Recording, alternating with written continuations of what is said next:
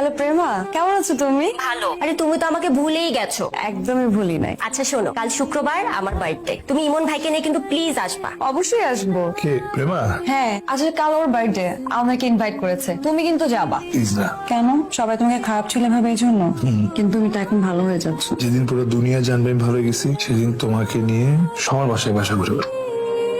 ওরা আরে ভাবিরে দেখলাম আজ আমরা বাইরে হয়ে গেছে গা, চান্স পাই আর ঢুকে বললাম অনেকদিন তোর লগে মাল খাই না, চল মাল খামু। না, না, বন্ধু, আমি ছেড়ে দিছি খাওয়া। দাও তুই কইলে বল কাম শিখাল লাগি तेरा नाम दिल रख दिया मैंने तेरा नाम दिल रख दिया অন্য দশটার সময় আসার কথা, তাড়াতাড়ি চলে আসো। না আসলে তো তোমার অপকর্ম দেখতে হতাম না। তোকে চাচা আমার ফোন দিয়ে বলছে তোমার অপকর্ম দেখার জন্য। বাতাস হয়ে কসম কাটছিল না তুমি? কাটছিলা কসম।